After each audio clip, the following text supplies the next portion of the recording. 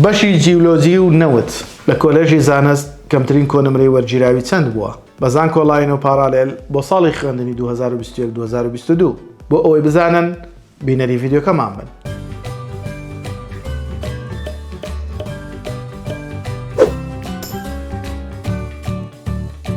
سڵاوتان لێبێ و ئەم کاتتان باش. من سرود خورشید فەرمانبەر لە سەرۆکاتی زانکۆی پۆلیتەکنیکی هەولێر و ئەندامی لیژنەی ڕاوێژکاری بۆ پڕکردنەوەی فۆرمی زانکۆلاین لە خزمەتتانین لە کەناڵی ئاسۆی زانکۆوە بۆ باسکردنی بەشی جیولۆجی و نەوت لە کۆلێژی زانست بۆ ساڵی خوێندنی 2021-2022.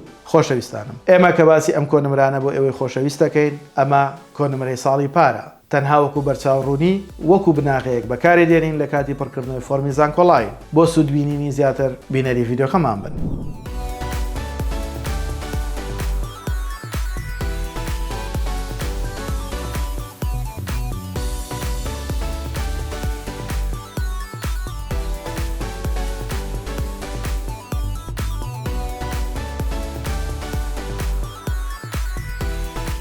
خۆشەویستانم، لایک و کۆمنت سبسکرایبی کەناڵەکەمان لە یاد مەکەن. هاوڕێیانتان ئاگادار بکەنەوە تاوەکو ئەوانیش بەشدار بن لە کەناڵەکەمان. ئەگەر پرسیارێک ئەگەر ڕووکردەوەیەک پێویست بێت بۆمانی بنێرن، ئێمە لە خزمەتتانین وەکو ستافی کەناڵی ئاسۆی زانکۆ وەڵامتان دەدەینەوە و ڕێگەکانتان بۆ ڕۆشن نەکەینەوە بە هیوای سەرکەوتنتان.